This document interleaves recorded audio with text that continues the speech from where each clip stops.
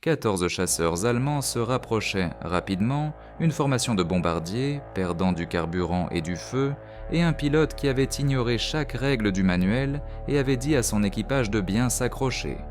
Il allait faire quelque chose que personne dans le ciel européen n'avait jamais essayé. Ils pensaient qu'il était fou. 5 minutes plus tard, ils étaient vivants, et la Luftwaffe avait un nouveau cauchemar à signaler. L'hiver de 1943 s'était gravé profondément dans les os de chaque aviateur stationné en Angleterre. La glace s'était formée sur le verre, le souffle embuait les masques à oxygène. Sous la courte pointe bigarrée de la campagne britannique disparue sous le brouillard de décembre, et au-dessus les traînées de 1000 bombardiers traçaient des lignes blanches dans le plafond gris de la guerre. C'était l'apogée de l'offensive de bombardement combiné. La 8e armée de l'air s'était engagée dans le bombardement de précision de jour, une doctrine enracinée dans la confiance américaine et l'espoir que le viseur de bombe Norden pouvait frapper un tonneau de cornichons à 20 000 pieds. En théorie, des vagues de forteresses volantes B-17 balayeraient l'Europe occupée, détruiraient l'infrastructure de guerre allemande et rentreraient à la maison sous le parapluie protecteur de leur propre puissance de feu massive. En pratique, c'était un carnage. Les chasseurs allemands se jetaient sur les formations de bombardiers avec une violence méthodique. Les Messerschmitt Bf 109 et les Focke-Wulf 190 grimpaient haut, se positionnaient face à face et se précipitaient vers les formations à des vitesses de fermeture dépassant 500 milles à l'heure. L'attaque frontale était devenue la tactique signature des escadrons de chasseurs de jour de la Luftwaffe. C'était brutal, efficace et psychologiquement dévastateur. Les bombardiers n'avaient pas de mitrailleuses tirant vers l'avant. Leurs tourelles de nez portaient des mitrailleuses jumelées de 50 calibres, mais les mitrailleurs n'avaient que quelques secondes pour suivre, anticiper et tirer avant que l'ennemi ne disparaisse ou ne traverse la formation. La plupart des B-17 ont été abattus sans jamais infliger un coup significatif à leurs attaquants. Les mitrailleurs le savaient, les pilotes le savaient et les Allemands le savaient. En décembre, les taux de perte sur certaines missions dépassaient 20%. Des escadrons entiers s'évaporaient au-dessus de la vallée de la Ruhr ou des dépôts ferroviaires de Schweinfurt. Les équipages effectuaient leur tour dans un état d'endurance fataliste, comptant les missions comme des jours de prison, sachant que les probabilités étaient contre la survie. Dans cet environnement arrivèrent des milliers de jeunes hommes qui n'avaient jamais vu le combat. Des fermiers de l'Iowa, des mécaniciens de Détroit, des étudiants qui avaient abandonné l'université et des ouvriers d'usine qui s'étaient portés volontaires ou avaient été enrôlés dans une guerre qui exigeait qu'ils montent dans des tubes d'aluminium et volent dans des tempêtes d'acier. Ils ont appris la discipline de formation, la gestion de l'oxygène et comment viser un pistolet à travers des gants gelés, mais personne ne leur a appris comment survivre à la passe frontale. Il n'y avait pas de manuel pour cela, juste l'acceptation et la chance. La 8e armée de l'air a essayé des tactiques, des formations plus serrées, des altitudes échelonnées, des escortes de chasse quand la portée le permettait. Mais à la fin de 1943, les Thunderbolt P-47 et les Lightning P-38 pouvaient à peine atteindre la frontière allemande avant de faire demi-tour. Les bombardiers volaient seuls au-dessus du cœur du Reich et la Luftwaffe attendait. Le bruit de tout cela était assourdissant et irréel.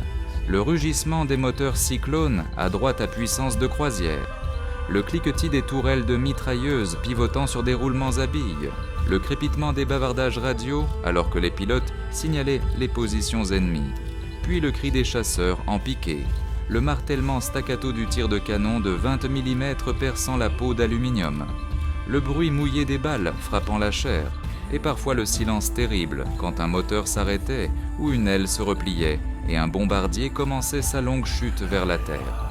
C'est dans ce creuset que le premier lieutenant James Howard a volé sa 23e mission. Si cette histoire vous importe, appuyez sur j'aime et abonnez-vous, James Howard. Howard ne ressemblait pas à un homme destiné à réécrire les tactiques de chasse. Il était calme, discipliné, un penseur plus qu'un parleur. Né à Canton, en Chine, en 1913 de parents missionnaires, il avait passé son enfance entouré de langues, de culture et du bourdonnement constant de l'incertitude. Son père dirigeait une mission médicale, sa mère enseignait à l'école. Howard a grandi en regardant les gens résoudre des problèmes avec des ressources limitées et aucun plan de secours. Il est retourné aux États-Unis pour l'université, s'est inscrit à Pomona et a étudié les études prémédicales. Mais l'attrait de l'aviation était plus fort que l'anatomie. En 1937, il a quitté l'école et s'est enrôlé dans la marine en tant que cadet aviateur.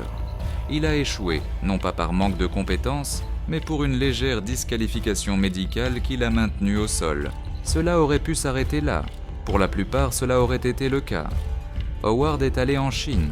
Il a rejoint le groupe de volontaires américains, les Tigres volants, en 1941, quelques mois avant Pearl Harbor. Sous Claire Chennault, il a piloté des Curtiss P-40 Warhawk contre les bombardiers et les chasseurs japonais au-dessus de la Birmanie et du sud de la Chine. L'AVG combattait en infériorité numérique, surpassé en armement et isolé. Il n'avait pas de pièces de rechange, pas de renfort et pas de marge d'erreur. La survie dépendait de l'ingéniosité, de l'agressivité et de la capacité à penser 3 coups à l'avance. Howard a prospéré.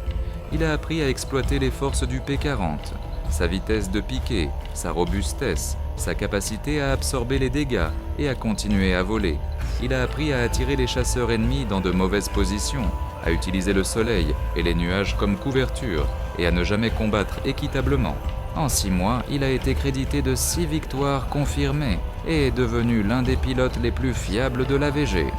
Quand les Tigres volants se sont dissous au milieu de 1942, Howard est retourné aux États-Unis et a rejoint les forces aériennes de l'armée. Il s'attendait à être envoyé dans le Pacifique. Au lieu de cela, il a été assigné à la 8e armée de l'air et posté en Angleterre en tant que pilote de chasse avec l'escadron de chasse 354, faisant partie du groupe de chasse 355 nouvellement formé. Il volait des Mustang P-50 et 1, des chasseurs élancés et à longue portée qui deviendraient finalement les escortes les plus célèbres de la guerre. Mais à la fin de 1943, la force Mustang était encore petite. L'offensive de bombardement atteignait son apogée et les pertes continuaient à augmenter. Howard était plus âgé que la plupart des pilotes de chasse. À 30 ans, il était un vétéran dans un escadron de jeunes hommes de 22 ans. Il ne buvait pas beaucoup et ne cherchait pas les sensations fortes. Il étudiait les rapports de mission, il posait des questions. Il pensait en système, comment l'ennemi se déplaçait, comment les formations fonctionnaient, où se trouvaient les lacunes. Ses camarades d'escadron le respectaient, mais ne le comprenaient pas entièrement. Il était compétent, calme et étrangement sans peur d'une manière qui semblait moins de la bravade et plus du calcul.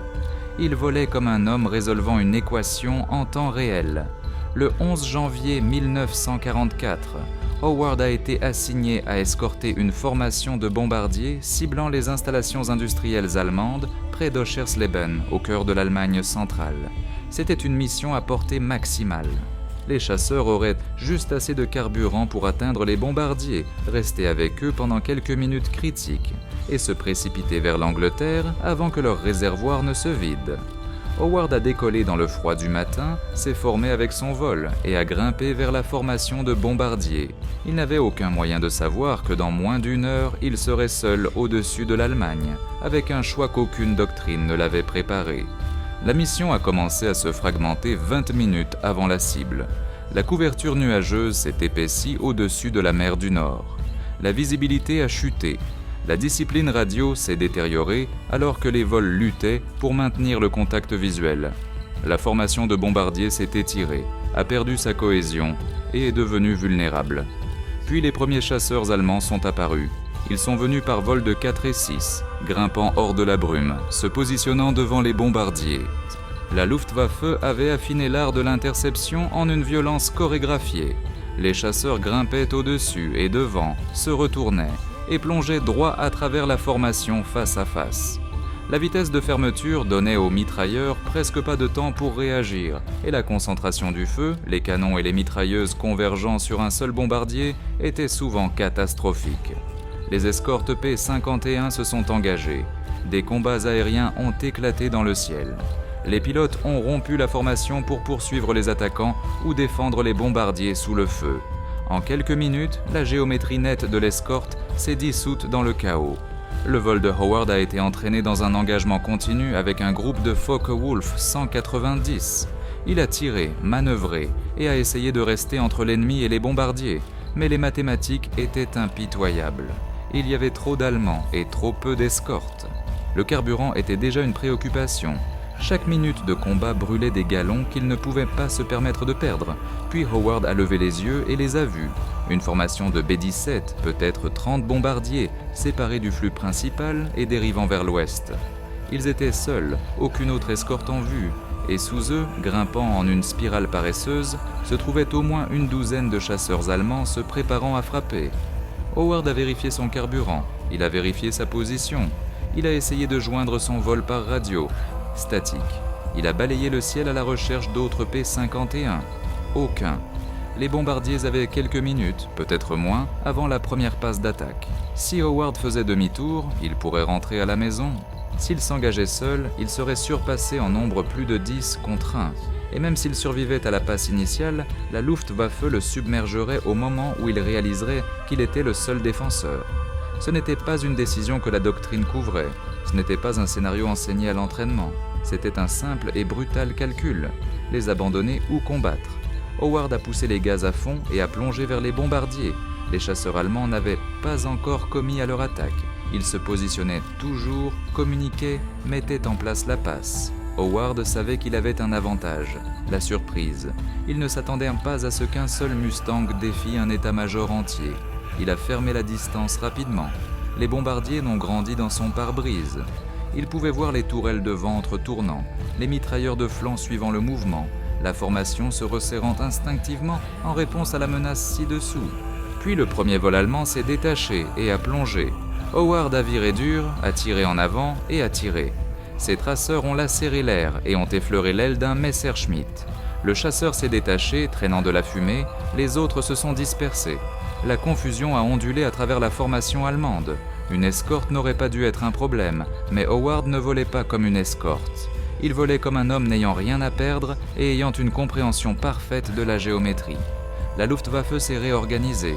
Ils sont venus encore et encore. Des passes frontales, des attaques de flanc, des plongées tranchantes d'en haut. Howard a rencontré chacune avec le feu et la manœuvre.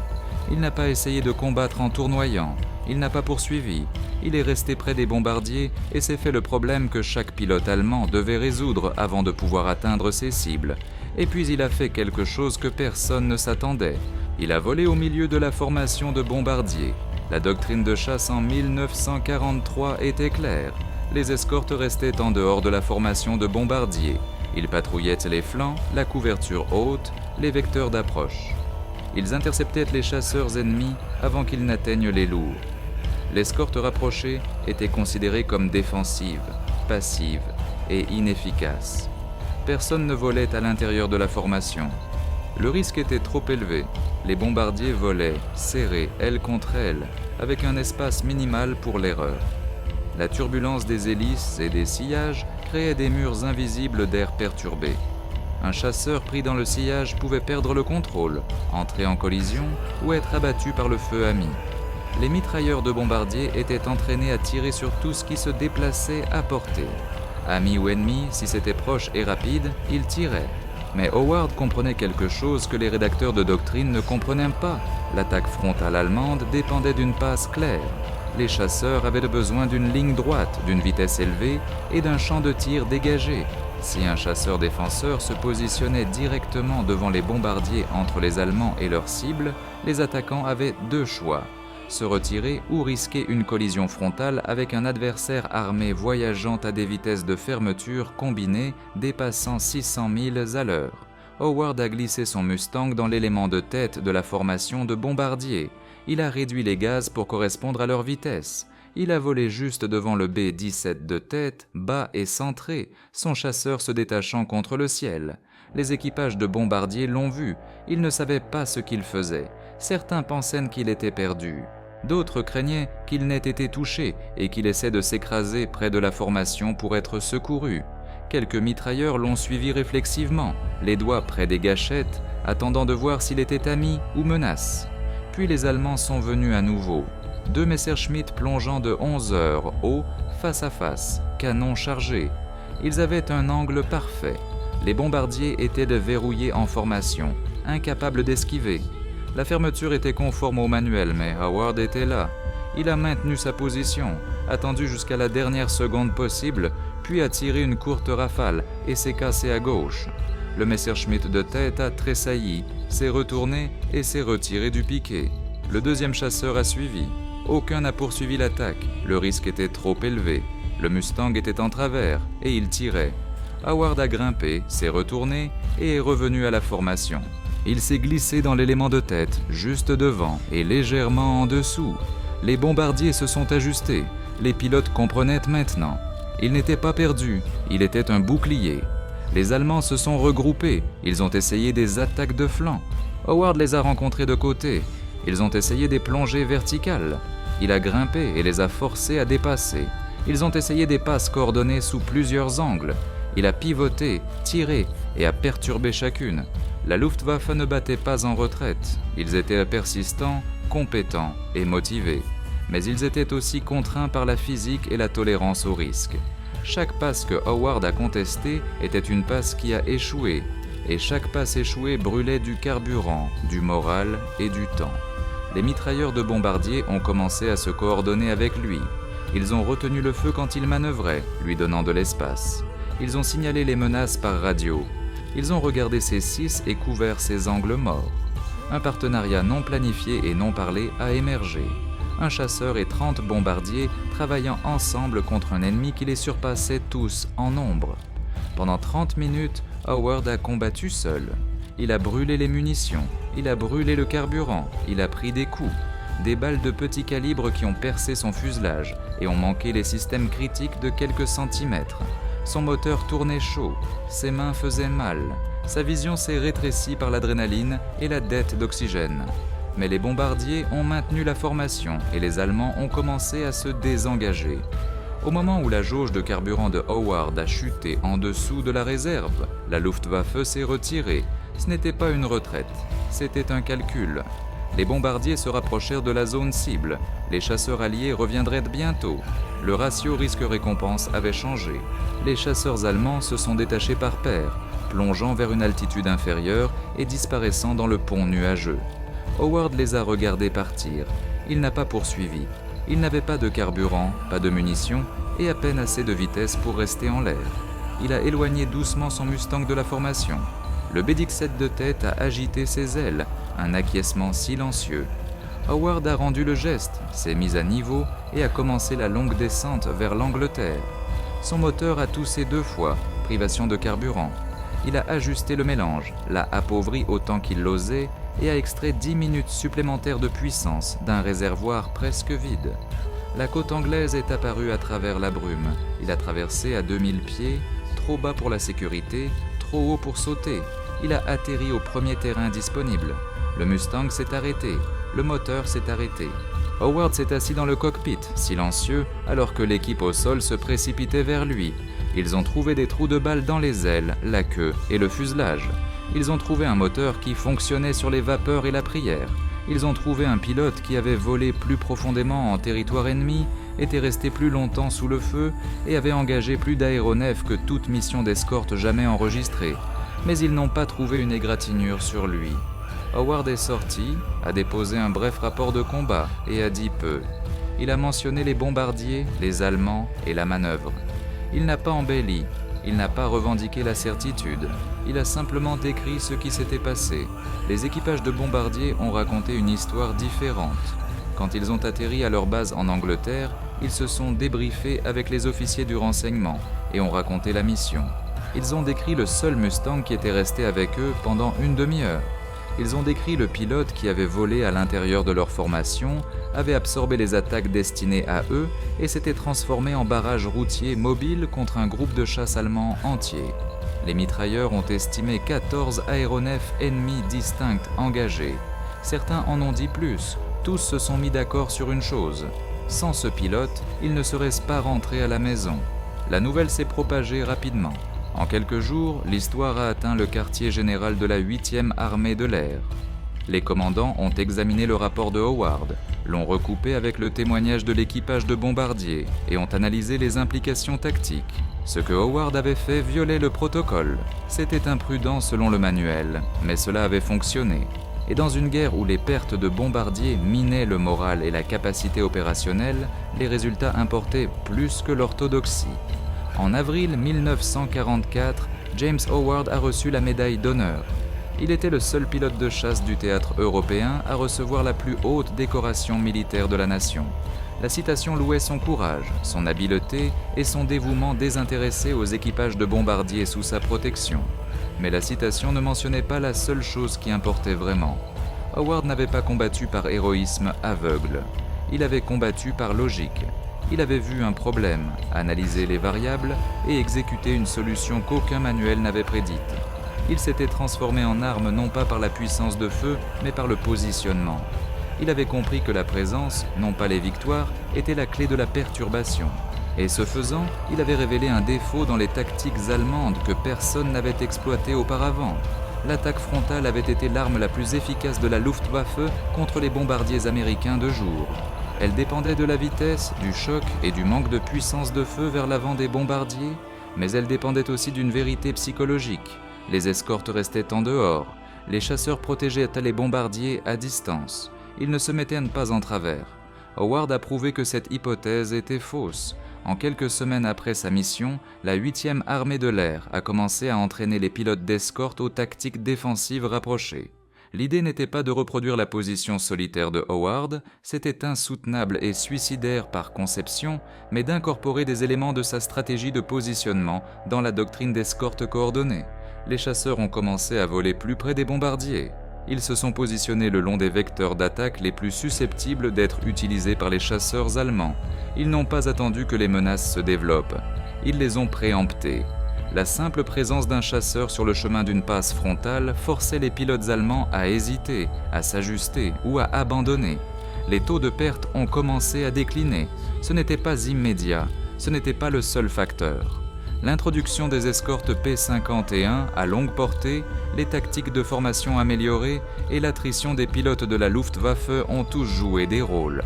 Mais le changement dans le positionnement des chasseurs, la volonté de se rapprocher, d'accepter le risque et de perturber plutôt que simplement d'intercepter est devenu une caractéristique permanente des opérations d'escorte pour le reste de la guerre. Les équipages de bombardiers ont remarqué le changement, ils se sentaient plus en sécurité, ils volaient avec plus de confiance. Et ils parlèrent de la mission de Howard comme preuve qu'un pilote au bon endroit au bon moment pouvait modifier le cours d'une bataille. Les Allemands l'ont remarqué aussi. Les rapports de renseignement des pilotes de la Luftwaffe capturés faisaient référence aux chasseurs américains qui refusaient de quitter les bombardiers, qui restaient prêts même sous le feu, et qui rendaient les attaques coordonnées beaucoup plus difficiles. La tactique n'a pas arrêté les interceptions allemandes, mais elle a réduit leur efficacité. Et dans une guerre d'usure, c'était suffisant. Howard est retourné au combat. Il a volé des missions supplémentaires, a entraîné de nouveaux pilotes et a continué à affiner son approche. Il n'était pas un autopromoteur naturel. Il n'a pas donné d'interview ou cherché la reconnaissance. Il a volé, combattu et survécu. À la fin de la guerre, il avait été crédité de 6 victoires aériennes au théâtre européen, en plus de ses 6 avec les Tigres volants. Son total officiel était modeste comparé à certains as, mais les chiffres seuls ne mesuraient pas son impact.